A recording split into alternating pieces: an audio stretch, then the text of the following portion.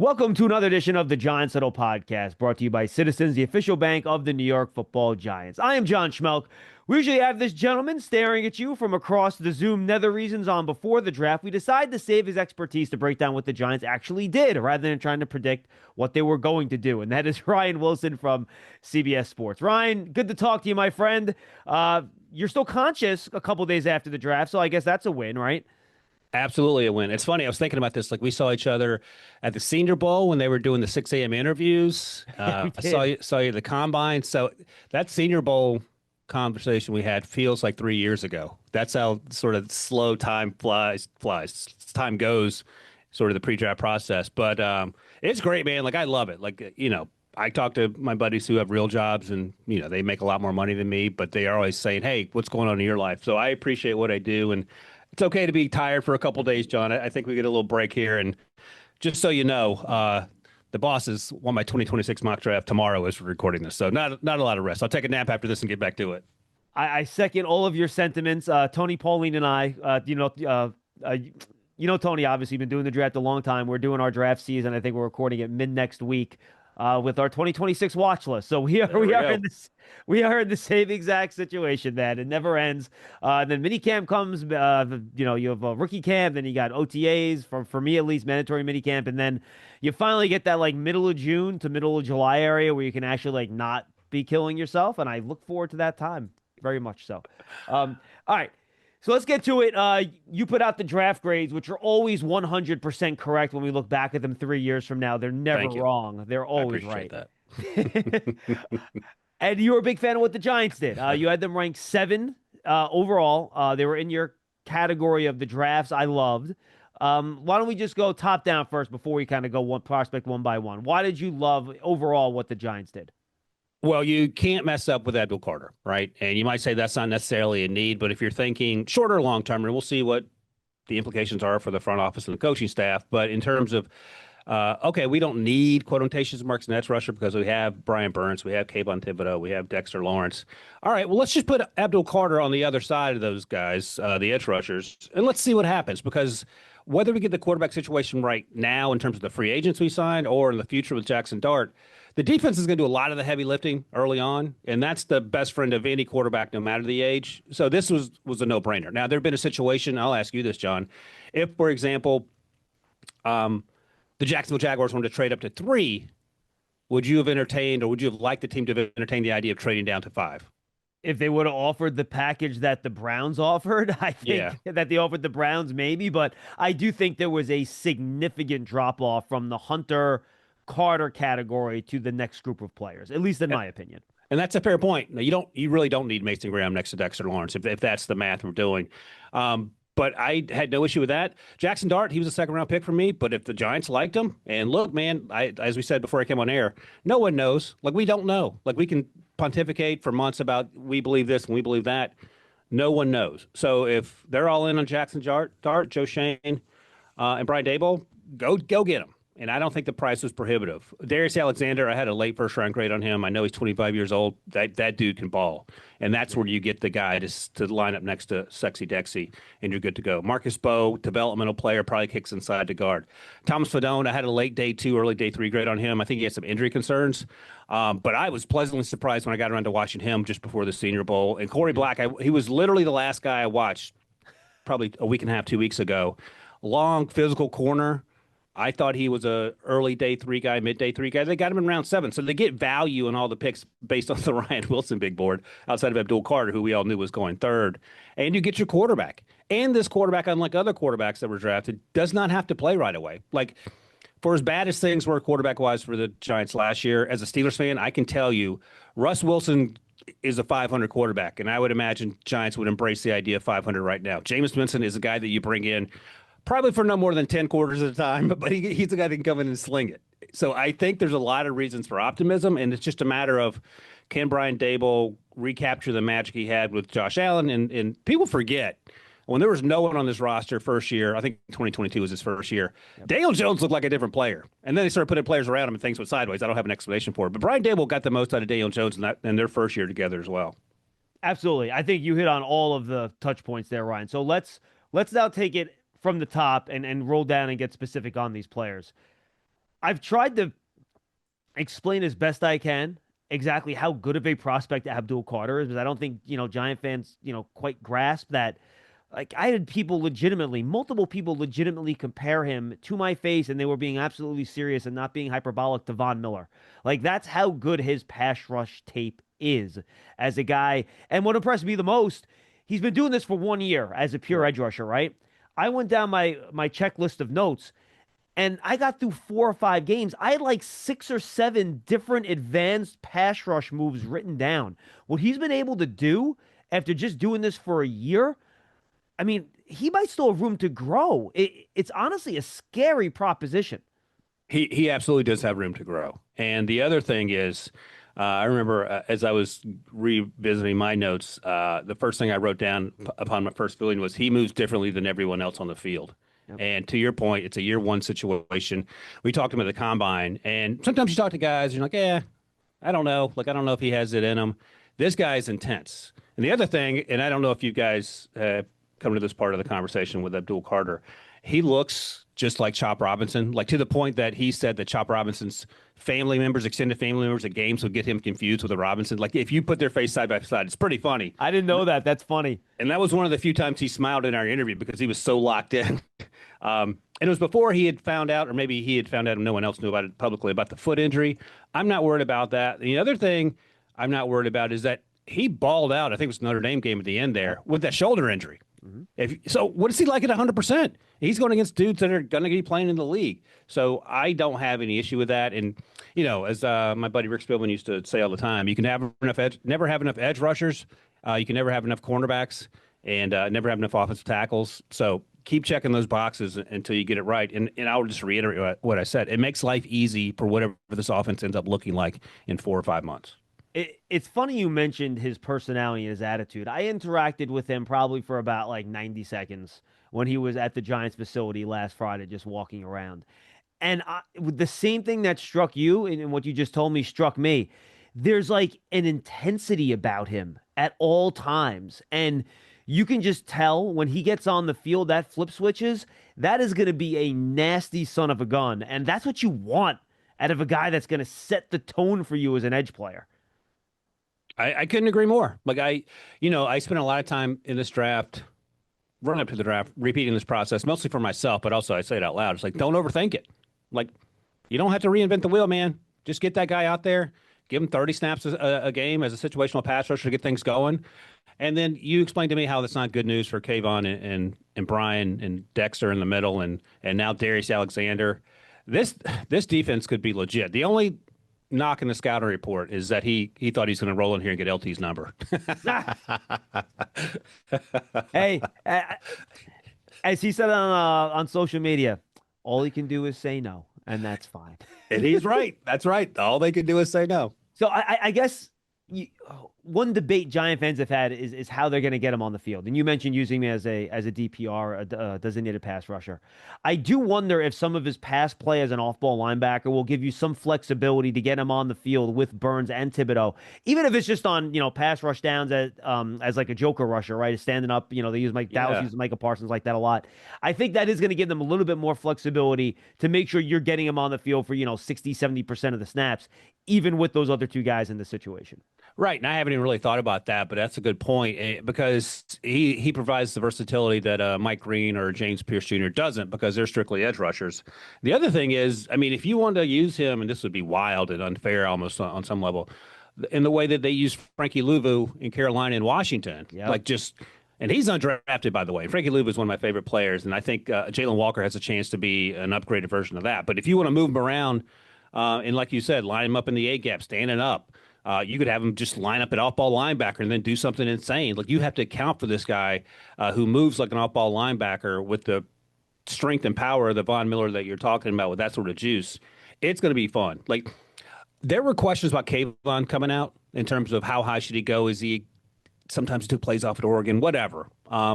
I don't think there's going to be any sort of learning curve or much of one for Abdul. It just feels like he's ready-made in much the same way. And this is not fair, but if you wear number 11, you can't not see it. In the same way Micah Parsons came in and went from off ball, never having played edge. At least we've seen Abdul play edge for a season and just dominating from day one. I think that's I don't want to say that's the ceiling because it's not the ceiling. It's probably the floor. But I think if you get 65 to 70% of what Micah Parsons gives you in year one or year two, that's a great start to Abdul Carter's career.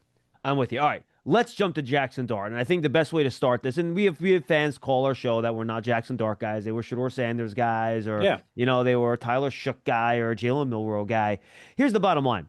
We've all been right about quarterbacks in our individual assessment, and Lord knows we've all been wrong about some quarterbacks in our individual assessments. Quarterbacks, especially, Ryan, as you know, are one of the toughest positions to scout. And for people like me and you, who might interview these guys at the Senior Bowl or something like that, we're not in the 30 meetings, we're not in the private workouts, getting the board work done with them, seeing how they think about the game and all that stuff. It's very difficult for us to get a full evaluation of these quarterbacks. So, to your point, I think the important thing with the Dart thing to me is that the process seemed to be good, right? They went through all the guys, they did their work. Once they found the guy they wanted to target, they moved up to get him. They didn't move up to 15 to get him. They didn't move up to 12 to get him. They moved up 9 spots to 25. And they give up a pick at the very end of the third round this year on 99, a third round pick the year after. And if you look at, for example, the Falcons moved up for the pick right after that, pick 26. They had to give up next year's 1. So I think regardless of, and we will talk about the player in a second, regardless of what you think about Dart, the process to find him was, it seems to me, sound. Absolutely. And QB3 ended up being Tyler Shough at pick 40. And there's a huge gap for me between, not a huge gap, but there's a gap between Jaxson and Tyler Shough. But that's a conversation for another time. So just a little fun fact here. Pick 99 ended up being Charles Grant, the long left tackle out of William Mary. I just mentioned that because I'm a William Mary grad and I got to stand up for my guys there. Nice. And a future third. So, right, that's peanuts. And I'll give you another story that I always come back to. As a Steelers fan, they went up in 2019 from 20 to 10 to get Devin Bush, a freaking linebacker, and they gave up 2 seconds. So, do the math. It makes sense, and it's not even close to being cost prohibitive. So, and Ryan, ironically, by the way, the Giants also were trying to trade up to get Devin Bush that year, and they were unable to do that. And unfortunately, they had to settle for Dexter Lawrence, which I'm sure they still regret today. which was their second first-round pick in that draft, right? That is correct. Daniel Jones was the first one. That's right. We were just talking about this. I can't believe I buried the lead. I forgot it was Daniel Jones. Huddle up, get in here. If you're lined up here, you gotta go over the middle with it to score. Right. How do we make that happen? I don't know, but Citizens does. Make sense of your money with Citizens, official bank of Eli Manning. Yeah. So again, reiterating what we were talking about, no one knows. Like, you don't know how locked in these kids are to play football or whatever. You don't know any of that stuff. So Jaxson Dart, I liked. I thought he got better each year. I do always have questions about and I know Lane Kiffin is an offensive mastermind, but I do have questions about the players, both quarterbacks and wide receivers, transitioning from college to the NFL because historically it hasn't been a good track record. Matt Corral had off-field issues. Jonathan Mingo was a second-round pick of Carolina. He was overdrafted, in my opinion. He's since been traded, the wide receiver out of Ole Miss. So we'll see. I think Jaxson Dart has a chance to overcome that. He obviously played at USC prior, so he's been some other places. I think he's a good athlete. I think his arm's better than I thought it was once I saw it in person. He's a smart kid. His teammates love him. Every one of his teammates that I talked to could not talk him up enough. And that team last year had a ton of guys that transferred in for 1 year because at the Shrine Bowl, I talked to a lot of the defensive guys from Ole Miss there. I was like, man, I'm looking at your roster. How are you guys not undefeated? And they sort of laughed. But the issue was, you're in there on 1 year sort of for higher roles. But to a person, they said, yeah, Jaxson called me over the summer, made sure I was locked in, made sure I had everything I needed. And those things translate too when you talk about, well, do you want Jaxson Dart or Shedeur Sanders, for example? I had Shedeur ranked number 2 as my number 2 quarterback. Jaxson was 3rd. But I think Mike Jones wrote about this in The Athletic yesterday, and I want to give him credit, but I think the best way to encapsulate Shedeur is that he treated the pre-draft visits like recruiting visits as opposed to job interviews. And that, if you don't think that matters, just see how the draft unfolded. He went 144. If I told you before the draft he was going to go 64, you would have asked what in the world went wrong. And I think that's where you focus in on. If you're built like Josh Allen, you can do Josh Allen things, you can probably act however you want. If you're physically limited compared to other quarterbacks, you got to be on your P's and Q's, and Jaxson was on that. So I love if Brian Daboll's in on it and he thinks that he can help prolong his career in New York. I want to see how this works out. I'll ask you this though, John. I'm of the opinion, not under no circumstance. I said this last year. I didn't think Drake May should play at all, and he was really good. But I wouldn't roll Jaxson out there until sometime between Halloween and Thanksgiving. Honestly, we talked on our show, and I said I wouldn't do it before Thanksgiving. And Okay, I'm so fine with I'm that. with you. I think sometime late November, early December would be the earliest I'd want to put him out there. To your point with the offense, and look, we had Bill Polian on our show two weeks ago, and I asked him the question. I'm like, all right, Bill, if you're the Giants, you're evaluating these second round quarterbacks. Are you aiming for like a Jalen Milroe that has a longer, progression trail in front of him, but he's the lottery ticket, he has the upside, or do you aim for a guy, and I use Shook as the example that you think might be able to come in and play more right away, and he goes, John, there's no rookie quarterback that can come in and is ready to play right away. There's no rookie quarterback that's ready to play right away. You might play one right away. Doesn't mean they're ready to play right away. So I think that's the one thing we all have to keep in mind. And I'm with you with that offense. And again, this isn't a criticism of Charlie Weiss Jr. and Lane Kiffin. They've put together an offense that's extremely effective in college football to win football games. Like, they're really good coaches, and Jackson did a really good job of executing that offense. But what's the process now of taking what he was able to do there into an NFL style system? And I think that remains to be seen in terms of what that's going to look like. And I think that's what the quarterback developmental process is now. Now, we could both be surprised, and, Jaxson Dart turns out to be this football genius. He figures out all this NFL stuff in a few months, and he's ready to go on October 1st or September 1st. Now, I think based on what we've all seen in our experience, that's probably not the likeliest of scenarios. And I think it was pretty telling that when everyone's all excited, the draft room's high-fiving, everyone's pumped up, fans are going nuts. One of the first things they said on Thursday night when Joe Schoen and Brian Dable sat down at the press conference, Russell Wilson's the starting quarterback week 1. It was one of the first things out of their mouths. So they talked about putting a developmental plan together for him, one that goes into the regular season. So, Ryan, I think they are going to be very patient.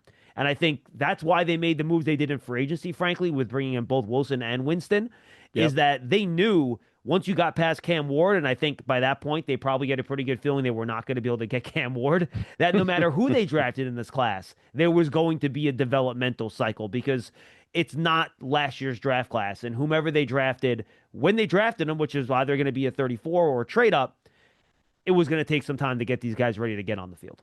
Have you heard, and I haven't even asked around because I've been so exhausted, were they worried about any? Clearly they were. Do you know of any of the teams between 25 and 34 that were sniffing around Jackson? I don't. I heard rumors that the Rams would be considering that, but I reached out to Jordan Rodriguez, who does a great job covering the Rams for The Athletic. She does a fantastic job, and she told me that the Rams were not in on a quarterback there. Okay. So I don't think that was a team. I think there was some concern that the Browns are picking right in front of them at 33. So I think that was obviously a worry. I don't know what they thought of Jaxson Dart. We know what they thought of the other quarterbacks, obviously, because they didn't select them. We don't know what they thought of Jaxson Dart. So I think there were concerns there. I don't know how much they knew, but I know it kind of got leaked out that the Saints were a Shook team, that was the guy they were after. But, there's always the mystery team with quarterbacks, too, like the Jets, the Raiders, all those teams I think were possibilities to move up. I'm not sure if there was a team sitting there ready to pick between 25 and 34 that they were worried about, but I think they were worried that another team might do something to move ahead of them to get the quarterback they want. Sure. No, I get it. And I'm fine with the price they paid. One last thing on Jaxson Dart I want to ask you. Where are you on the clear frames in the first round living room situation? Oh, man. Look. I know what that means. I'm a Northeast guy, man. You know that. I'm a Northeast guy. So I think everyone has a little bit of a different style. You know how that goes.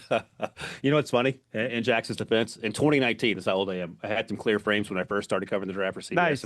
And my dad said, "You look like an idiot. Please never wear those things again on television." Right now, I'm wearing contacts because right now, all of the tree pollen on the planet Earth are putting a frontal assault on my sinuses. So it's I hardcore. am like you could probably see the little bags. Just it's bad. So the contacts actually they like create like a barrier between the pollen and my eyeballs. Right. So I'm a glasses guy. I am not necessarily a clear frame glasses guy, but look, I think Jackson has a much better chance of pulling that off than I do. Yeah. Us combined, he's better. Yes. Yeah, for sure. But I like to ask people that just to get their opinions, because I was the original clear frames guy and it went over poorly for me. It'll go over a little better for him. Now, look, Jaxson also, even though he's from, he's from Utah, looks like he just rolls off the beach when he rolls in here, man. He's got the tan. Looks like he just got off the surfboard, man. He is a big time West Coast vibe going. He looks like a starting quarterback in the NFL. And by the way, and when I sat there, and I'm sure you had a chance to talk to him too at the combine, right? He has a very good manner about him. We talked about Right. Abdul Carter's intensity. Jaxson Dart bleeds leadership when you talk to him. And that's such a huge part of it. Also a huge Star Wars guy, if that gets you going, if that's, one of your By the way, checklist so things. is Abdul Carter. Both of them are, believe it or not. Interesting. I knew that one of the backstories that I heard that Abdul was a big Eagles fan growing up, and he took his dad, I believe, to the Super Bowl this year, and that was a big deal for him. So family guys, Star Wars guys, they're checking boxes in New York. Yeah, so here's the funny thing. So Abdul Carter, and we did a little thing on social with this. So I guess when he played in the Notre Dame game, right, he had the eye black, and he wrote Darth Vader on the eye black. Because I think he spent a lot of time in like the hyperbaric chamber trying to get the shoulder ready. And he thought of like Darth Vader getting, dumped in the big Bacta tank with, to try to heal all the burns and all that stuff. And then apparently Dart, the reason he has the eye black like this is partly because of the Anakin Skywalker scar that he had in the movie. So you have Anakin and you got Vader on the same team now. It's funny you talk about the social media stuff because that's a little peek behind the curtain. That's what pays the bills a lot of times when we go places like the Combine. So we had to have, I don't remember it. You can probably find it on our socials, as the kids say. But Anakin blind ranked his 5 favorite Star Wars characters. And the guy who made the list is like in his 30s and not a Star Wars guy. I said, hold on, give me that list. So I had to do some deep dives on some names. He knew all the names. So yeah, Anakin, I just called him Anakin. Jackson's got that on lock too. I'll tell you what, he has an Anakin Skywalker feel though to him. I'm with you. But look, to me, I think the reason I have optimism about Dart that Brian Daboll believes in him, and he puts these guys through like a hell of a quarterback test when they come in here. And if he can pass that thing mentally, maybe he can figure things out. But he doesn't have one tool, Ryan, that makes me worry, right? Like everything is average to above average. Yeah. I don't know if he has any A+ like Josh Allen level tools where he's got this cannon or he's running a 4.4, but every tool is not going to hold him back. Like there's no throw he can't make. Does he have a cannon? But he can make every throw. He can run. He runs over people. He plays with the right attitude. Like the one thing with him and Shador, when he gets pressured, he would kind of go backwards, right? Jaxson Dart steps up through the pocket. So I feel like there isn't one trait that you look at where you're like, oh, I'm really worried about that. Everything I think has the potential to be NFL level or better. Yeah, and in fact, the only real concern I have, and I would like to see him do a better job of getting through his reads. You see glimpses of it where he does get to his second or third read, and other times you don't. But, if Brian Daboll is okay with it, I'm okay with it, and we'll see how. And your point's an important one because there are the physical limitations were the concerns with Shador, putting aside for the moment the interviews or what may have happened, had not happened to those interviews. Cam Ward, the concerns with Cam Ward is that he plays like Caleb and Jaden last year coming out of college. There's too much hero ball. And if you can get that out of him, and it may take a while, we'll find out. It took Caleb 3/4 of the season, took Jaden 2 minutes. Then you're going to be cooking with something. But I think Jaxson is above the line in every single category. I just want to see him do a better job of getting through his reads. But he knows what he's looking at, it appears, when he steps up to the line of scrimmage, and that's a huge step in the right direction. And when he knows what he's seeing and knows where he wants to go, he can throw with anticipation, right? Like you see it on the plays where it goes the way it's supposed to. He will throw with anticipation. And again, I think that goes back to the offense, right? I think even if you go back to Caleb Williams' offense like 2 years ago, right? There's so many designer plays where it's like, all right, you're getting the ball to this guy. And if that doesn't work, then you're going to kind of just run or do what you got to do. Like you said, you see this flashes of some full field stuff, but one thing Kurt Warner said to me last year, and I was talking to him about Jaden Daniels, actually, and I said to him, Kurt, I don't think Jaden Daniels throws over the middles enough, and I think that's a worry for me. He goes, John, don't knock a quarterback for not doing something if you don't know if the coaching staff is asking him to do that. That's great advice. And I said, Kurt, you know what? That's a really good point. Yeah. And I think about that with Dart sometimes with the way the offense is designed. Yeah, maybe we didn't see that a lot, but were they asking him to do that a lot? So that's something that I kind of, going back to why it's so hard to do quarterback evaluations without knowing what the coaches are feeding these guys, it's hard to really get a true evaluation of the tape. Yeah, and Rick used to talk about this as well when I'd say to him, how do you figure out if a guy in any position can do X, Y, and Z? And he says, a lot of times you don't see it on tape. You have to go to the pro days. You have to go to the private workouts and ask them to do those things. Now, how much can you simulate in a private workout throwing over the middle? You can, I mean, you or I could throw over the middle with no one in our face. But, right, you have to sort of figure it out. You have to try to project what that looks like. And for all the knocks on Brian Dable that people have, he's been really good at developing quarterbacks. And again, I'll just go back to the Daniel Jones. I didn't know I was going to be a Brian Dable apologist on the podcast, but go back to the Daniel Jones, in 2022. He was a completely different player, and that's just the reality of it. Things didn't work after that. One last thing I'll say, and someone made this point again. I can't remember who because I'm old, but it was so spot on. So the Colts took Riley Leonard. And Riley Leonard is a perfect encapsulation of both Anthony Richardson and Daniel Jones. I was Absolutely. like, that is the perfect draft pick to bring into that QB room. Yeah, you know what? You only have to design your offense one way for those three guys, man. And all three guys can do all the things you want the offense to do. There is absolutely no question about that. And again, then last thing on Dart, I think there's been a great back and forth. I think it's talking to the college coaches too, right? If you have a good relationship with these college coaches, and Brian Dable is going to have that at Ole Miss. You know, Charlie Weiss Sr. was one of his coaching mentors. His son's the offensive coordinator. So that's a really easy conversation there. Brian Dable coached with Joe Judge in New England.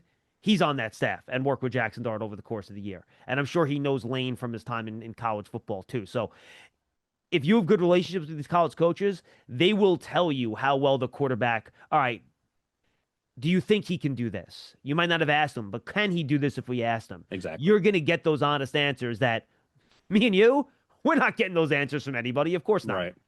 No, that's exactly right. And that's an important point. And again, not to bring this back to Shedeur, but there may have been a disconnect between getting all the information you wanted as a coaching staff or an organization and not being able to get it because of whatever reason. The one last thing I'll go to is I remember being at the Shrine Bowl downstairs at the team hotel.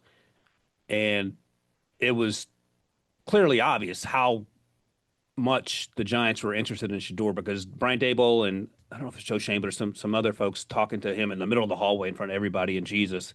And that was a long, animated, laughing type of conversation. And I just wonder the disconnect between that moment in late January and where we were last week and sort of what happened. But it just goes to show you it's a long process and it's a job interview. And you got to treat it as such. And, you know, I think obviously Jaxson Dart did a good job with that. Abdul Carter did a good job with that. And we'll see how it works out in 3 or 4 years. Yeah, the way I put it the other day on one of our shows is that if you like a regular person like me and you applying for a job, like you send your resume in, right? That's the game film. That's the equivalent for a football player of their stats, their production, and their game film. That's the resume. Well, guess what? You still have to go in and do the job interview. You have to match the team's culture. You have to be a personality they want in your building. And that's what the draft process is from January to April.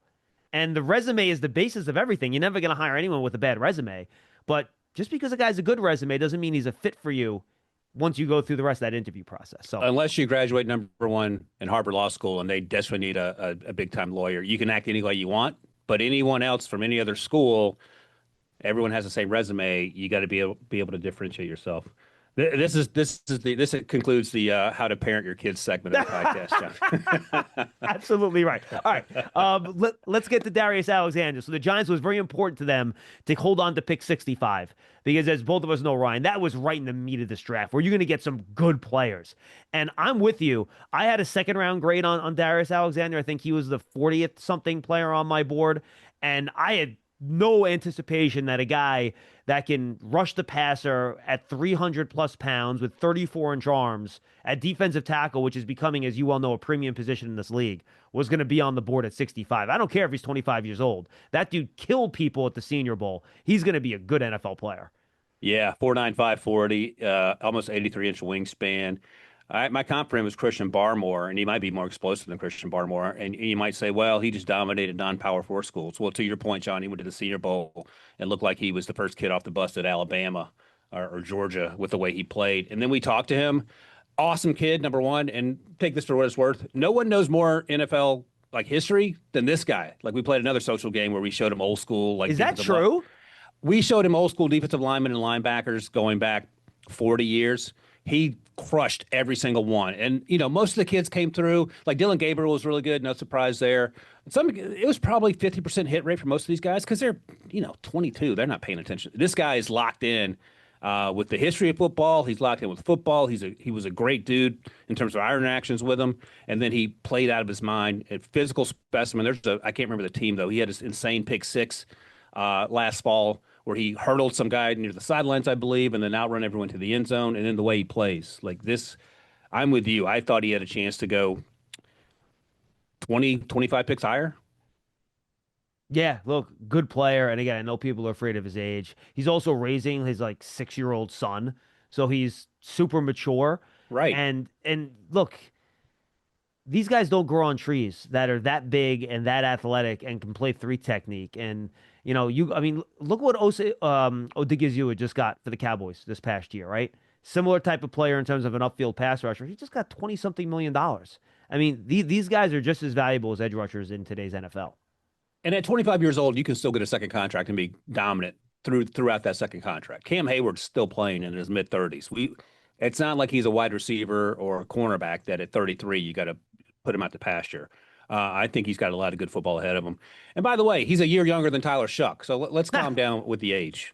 If you want to know how to manage 2 minutes of crunch time football, I'm your man. But if you're wondering about a long-term financial plan, you should talk to Citizens. Hey, I can also talk lawn care. I'd like to learn about a mowing routine. Yes, I knew I could help. Make sense of your money with Citizens. Giants Huddle Podcast is brought to you by Citizens, the official bank of the Giants, from game day celebrations to your everyday financial needs. Big Blue fans can get the most out of every moment with Citizens. Learn more at citizensbank.com/Giants. All right, then the Giants lost pick 99. They're comp pick in the third round, so they get to round number 4.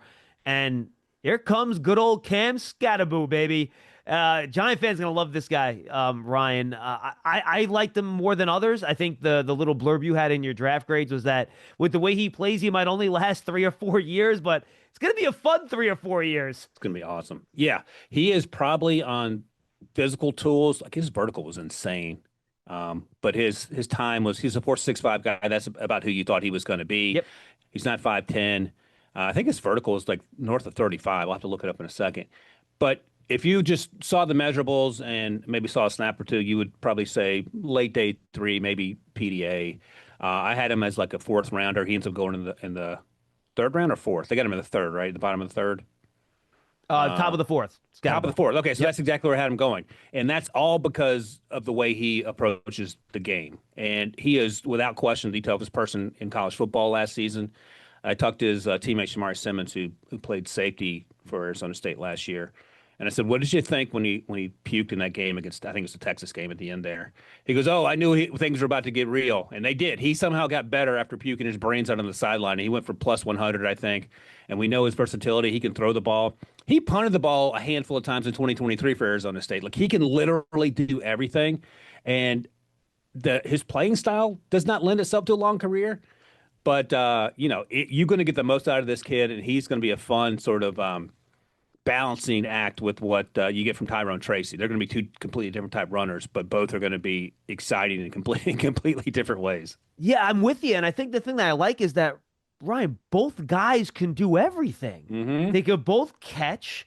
Cam Skattebo is you wouldn't think, if you just watched him run, you would think the guy couldn't catch a cold. But he's a really good receiver. Yep. So you could play either guy on 3rd down. You can play either guy on early downs. It's a nice little pairing back there. I'm excited about it. Yeah, 35 receptions, just 1 drop last season. I was wrong. He had 8 punts in 2023, which makes him even more awesome.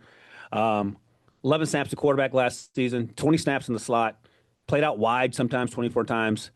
So his versatility, he may not look like he's versatile, but he's going to be one of the most versatile players on the team. And I don't know if anyone has better contact balance and yards after contact than Cam Skattebo, because he looks like maybe Genty, and that's only because people can't get their hands on him. Like, right. People get their hands on Skattebo, and he's just dragging guys down the field. So I love this pick. This is right around the range I thought he got off the board, and it helps your offense. It doesn't necessitate a need to throw the ball anymore. In fact, it makes you have to throw it less, and then you have the defensive guys you drafted.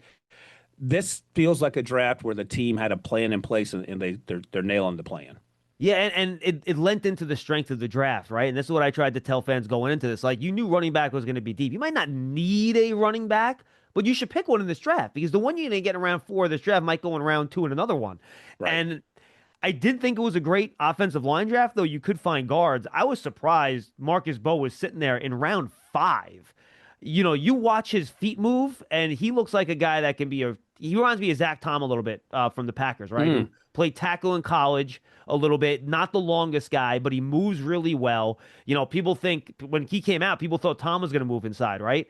People saying the same thing about Marcus Mbow.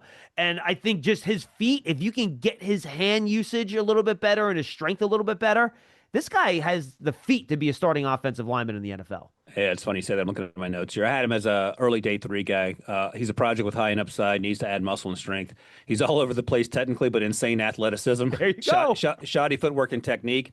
So, right, you have the mold of the guy you want athletically. Now it's just a matter of getting him up to speed to do the things technically that he can do to be successful. 32-inch arms probably means he's kicking inside full time, and that's okay. Well, I should note, the combine, they were 32 and a half. So they were probably in reality around 33 because of the way they were measured at the combine. That's true because one of my favorite players, Armand Mbow, went from 6'3" and change to 6'4" at his pro day. So everyone grew from the combine to the pro day. He did play right guard in 2022, right tackle the last 2 seasons for Purdue. So he does have that. Because a lot of times when you have these conversations, like these kids have never played a different position. Oh, just move them inside. Yeah, well, you can say that, but at least Bo has the experience of playing inside previously. And if you can get him right technically in round 5, that's great value. All right, let's go to the next guy, Thomas Fidone out of Nebraska. I had a 4th-round grade on him. You know, going in, I looked at his numbers. I saw the 2 knee surgeries, and I thought I'd find this plodding dude that, you know, plays at Nebraska. And then I put the tape on. I'm like, dude, this guy can move. Like, he comes in and out of his breaks well. He can run the seam. I think he's got almost 34-inch arms. This guy has the potential, and I know he was playing in an offense in Nebraska where they weren't spreading it out and going the huddle and throwing it a million times. I think his production in the NFL could be better than it was in college just based on his physical traits. Yep, and I think those 2 knee surgeries were the reason he fell. I had him low day 2, early day 3. He did have 34-inch arms. I didn't know that. That's crazy. 4'7", and he plays that fast. I said he's a really good athlete, long strider. He gets on linebackers' toes in a hurry. He gets out of breaks with urgency. Big catch radius. Only had 1 drop on 51 targets. He can make contested catches, absorb hits, and get yards after the catch. Plays with good contact balance and space and runs through arm tackles. So all the things you want, even though he's 243, I thought he played bigger than that. Good 10 pounds heavier than that. That's the way I thought he played. He was a high jump guy in high school, 6'3", which was 92nd percentile among high school kids going into college. He ran the 200 meters, so as he sort of reinforces the long strider note there earlier. Yeah, no one was talking about him, in part because, to your point, he played in Nebraska, and Nebraska was sort of up and down and mostly down the stretch. But he was a pleasant surprise. He was at the Senior Bowl. He was a lot of fun to watch because I had no expectations going in. Yeah. He felt like, to me, watching Isaac Tesla for the first time at Arkansas, going, oh, my God, why is no one talking about this kid? I saw Brad Holmes say today they gave up 2 third-round picks to go get him in round 3, the Arkansas slot receiver. He said he was his favorite wide receiver in this draft class, which made me feel good because I was driving the Isaac Tesla train. Yeah, you know what? It's funny. I liked him too. I still think that was a little bit of a steep price to pay Very from a steep trade perspective. But you think it would have been interesting if Ben Johnson had still been there. You just think that they had this thing figured out with Goff and Amon-Ra. We'll find out. But that was a steep price. Like, that was almost as steep a price as what the Giants paid, it felt like, right? To go get Jaxson Dart. It was almost the same, which is crazy. Yeah. One more thing on Fidone. I talked to his tight ends coach yesterday. That's going to air on a Giants Huddle podcast, I think, beginning of next week. Marcus Satterfield. And he was with Matt Rule in Carolina, so he coached in the NFL, right? And they basically run a pro-style system there. So I kind of drilled into him like what the developmental curve is for Fidone. He goes, look, he's going to understand NFL terminology. He's in an NFL huddle. We used him as a Y inline blocker. Like, he ran an NFL offense in college, so he should be able to figure things out. Despite the fact that he was 7th rounder, that's a guy that should figure out the NFL pretty quick. Right. Yeah, that's a steal in the 7th round. Again, it's probably almost certainly injury related. And this tight end class was pretty deep as well. Yeah. But I had him, like I said, late day 2, early day 3. So again, it's all about value, and just strictly based on my draft board, the Giants got some of the best value of of any team's picking. And then finally, if you get a corner in the 7th round that's 6 feet tall and runs like a 4.35, that's just worth a roll of the dice, right?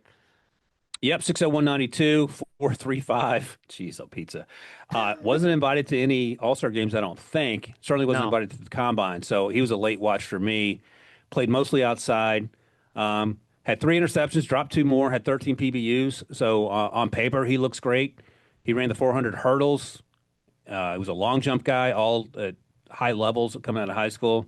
I said he's at his best playing off and coming downhill, can play man, but I liked him more in the zone and react scheme, big physical, and looks apart. A little stiff sometimes out of his break, and like every cornerback in college football, it feels like he plays outside or inside for that matter. Just incredibly handsy, and that's just something you got to work on.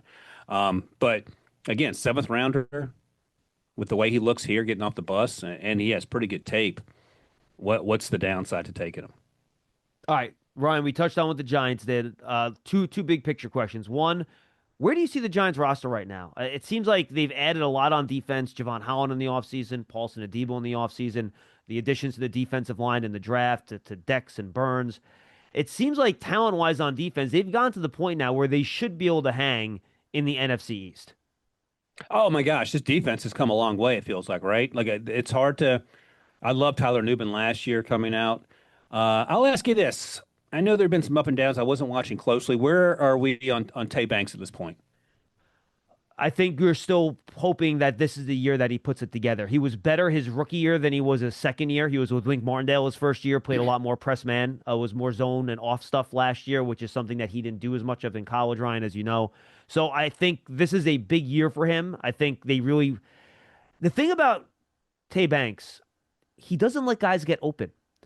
But even though he has them covered well, he doesn't do a good job of getting his head around and play. Yeah. He doesn't play the ball particularly well. So a lot of times guys will make catches even though he's in pretty good position, or he'll commit a defensive pass interference penalty. So those are the two things that he really needs to work on. His technique and his ability to locate the ball and play the ball in the air. If he figures that out, guys don't run past him. Like, he's too good of an athlete for that. So if he can figure that part out, he can, I still think, be a pretty good corner. Yeah, and that's the first place my eyes went. He's a former first-round pick who, as you pointed out, and I remember him playing well his rookie season, but I lost track of him after that. My only other question is, are we good with the tight end room after Malik Neighbors? Wide receiver room, you mean? Yeah, sorry, wide receiver room. Yeah, look, they just re-signed Darius Slayton. I think they like him as kind of a stretch the field vertical guy opposite Malik to kind of keep the safeties honest. And then this is the final year of Rondo Robinson's rookie contract. So I think it's a big year for him.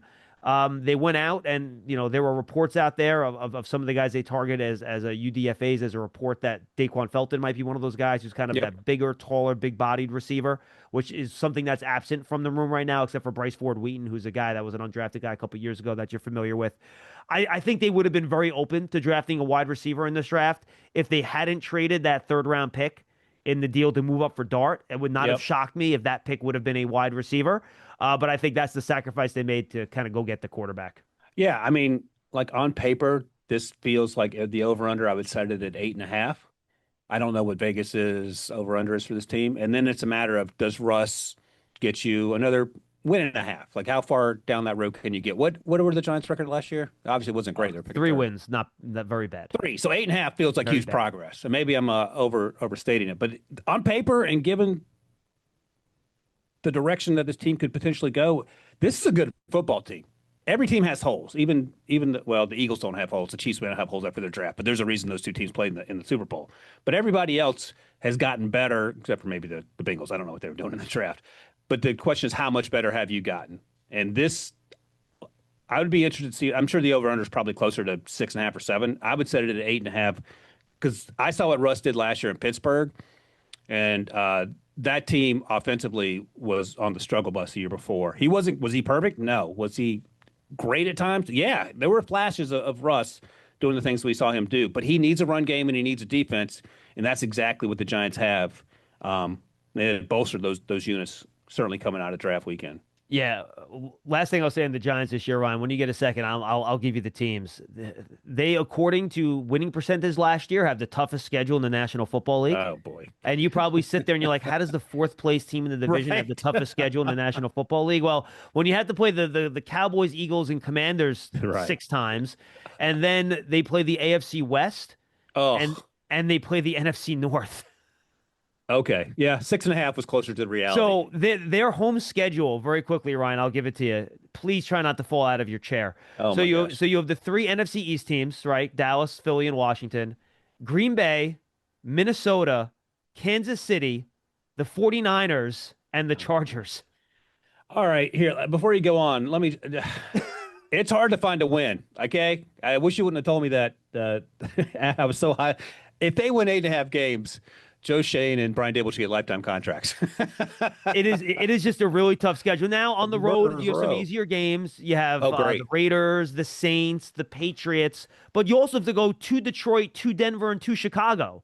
Oh So my gosh. no, it is a very, very difficult schedule. So Russell Wilson's gonna have to play well at the start of the year, and you hope the schedule makers maybe give him a couple of those easier games to start the year to try to get off to a decent I can't start. believe there are two other teams with worse schedules than that. No, there isn't. They have the worst. They Oh, are they have 32 the worst. of Okay. 32. Yes. Oh my gosh. They're 32 of 32. It is All right. it's That's what I would. unbelievable.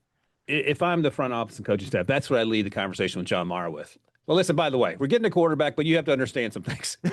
This schedule is brutal. Holy Moses. No, All it, right. it is a tough schedule. All right, before we say goodbye, Ryan, I respect your takes on the draft so much. Give me some of your big picture takeaways from the draft, some of your favorite classes, maybe something you didn't like.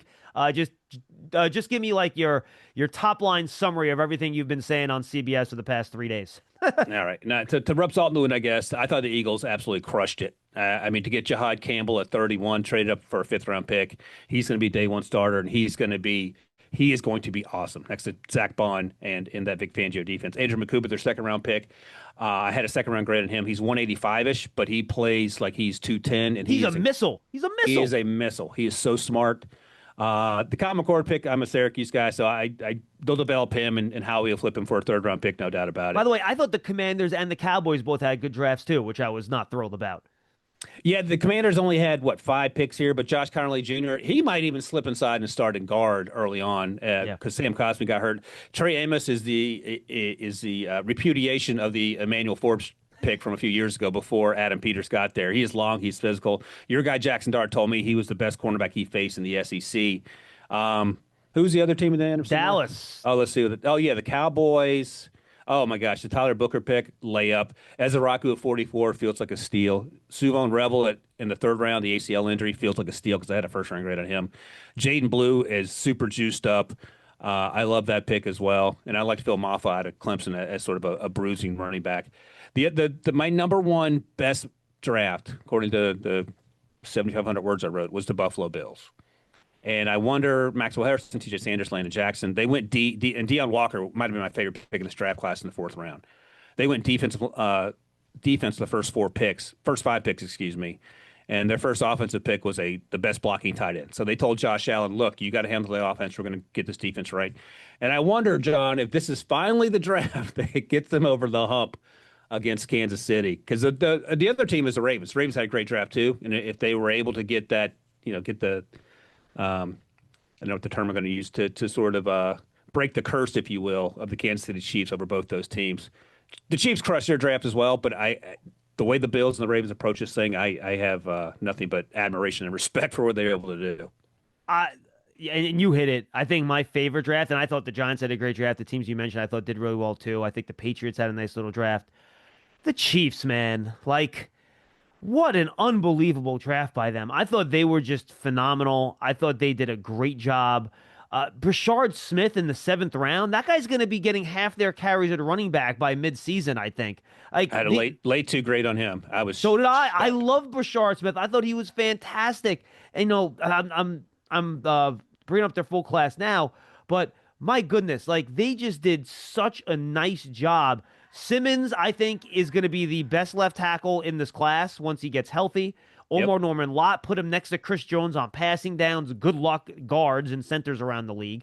Ashton Jalot's a good defensive end. Noah Williams is a big, tall. I mean, could you have a better corner to playing Steve Spagnuolo's like bump and run system, it's perfect. I think he is going to be what they were hoping Josh Williams was going to be out of Fayetteville State. Absolutely. Jeffrey Bossa is a smart, athletic linebacker, former safety, right? If I remember right. And Jalen Royals, I had a 3rd-round grade on him. I know other people had 2nd-round grades on him, but Yeah, I had a come 2nd-round on, grade like on him. he's a good player. Like they have guys up and down that draft that are just phenomenal. He is Rashee Rice 2.0 with I would hope he doesn't drive 150 miles an hour. I think that's the difference because that's was part of Rashee's issue. But Jalen Royals, they use him a lot at Utah State, like Western Kentucky used Malachi Corley, a lot of near the line of scrimmage stuff. But he can push the ball down the field. He can stack DBs. And it just feels like he is going to eat in that offense with Brashard Smith. Like if you told me Jalen Royals and Brashard Smith were the 2 most productive rookie wide receiver / running backs in this class, I would believe you, and I would bet the odds would be like minus 500. Like I don't even know who else is going to compete in that offense as rookies to put up those sorts of numbers that I expect those guys will. I'm with you. All right, final question, and I appreciate all the time, Ryan. This has been fun going back and forth to chat. This has been great. Give me something you didn't like about the draft. I know you mentioned the Bengals before. Anyone else that kind of had you scratching your head when all was said and done? So the Bengals traded. Oh, no, it wasn't the Bengals. I'll get to that in a second. The Shamar Stewart thing, is that going to be Miles Murphy 2.0? Athletically, he's insane. They drafted 2 off-ball linebackers. Okay, we'll see. Taj Brooks is Dylan Fairchild. I like the pick in the 3rd round, the guard who's probably going to start day 1. I like Taj Brooks, the running back in the 6th round. The other one was the Browns. I love what they did at the top, trading down, get the 1st-round pick, getting Mason Graham. The picks they acquired from Jacksonville turned into 2 running backs, Quinshon Judkins and Dylan Sampson. Who I like, by the way. I think that's actually a really good pairing. I think they're good players. They are good players, and they need running backs. Nick Chubb almost certainly won't return. I wasn't as high on Dylan Sampson as some other people were. Quinshon Judkins, I like Trey Henderson better, but whatever. You can take him here. I love the Carson Schlesinger pick. I love the Harold Fannin pick. I was just confused by taking a quarterback in Dylan Gabriel in the 3rd, and then 2 picks later, or 2 rounds later, taking Shador. I didn't love Dylan Gabriel as a 3rd-rounder. I love his attitude. Like, I would run through a wall for that guy after we had a chance to talk to him. That guy is going to be a backup quarterback in the league for 15 years. It feels like it. I have questions about his ability to process quickly, but he has a better arm than Shador, which is a crazy thing to say out loud, but I think it's true. I just want to know what the plan is at quarterback with Kenny Pickett, Joe Flacco. I think Deshaun Watson, he's not going to come back. But now you have 4 guys. I would imagine you try to trade one of those guys, or one of those guys is going to get released. Who is it going to be? There's no way Shador Sanders is going to make his way to the practice squad, so on and so forth. I think this is best case scenario for Shador to get sort of have this happen now as opposed to 2 years from now, and maybe he can reset his mindset in terms of how he's going to approach this. And I feel bad for Dylan Gabriel. Like, Dylan Gabriel is a big winner at the end of day 2. And then, 24 hours later, he's like, man, this sucks for me because now I'm not going to be the heir apparent as a backup. I'm going to have to earn it. But that's okay. His whole life has been trying to earn things. Yeah, dude, I think both of us have a pretty good feel for Dylan Gabriel and his personality. I guarantee you he is just working his butt off already, getting ready for that competition to win that job. It's not the first time that he's had to prove himself, and he's probably doing it. And that white minivan he drives around like he's a soccer mom. I love it. I love it too. All right, Ryan, tell the folks where they can find all your great work. Yeah, so do a draft podcast all year round with the first pick. Did it with our buddy Rick Spielman until he made his way to the New York Jets, and now we have lucky to have Rand Carthon, the former Titans general manager, who is awesome. Has a ton of knowledge. He was in the front offices of every single team you can think of, from Atlanta to the Rams to the 49ers and, of course, the Titans for the last 17 years. So he's been a great addition, and we'll be going strong all summer long, John, until it's time for college football and to start talking about these rookies again. So I suppose there's some rest in there somewhere. I just don't know where it is. Ryan Wilson joining us in the Giants Huddle podcast in the Hackensack Meridian Health Podcast Studio. Keep getting better. For Ryan, I'm John Schmeelk. Thanks for joining us in the Giants Huddle podcast, brought to you by Citizens, the official bank of the Giants.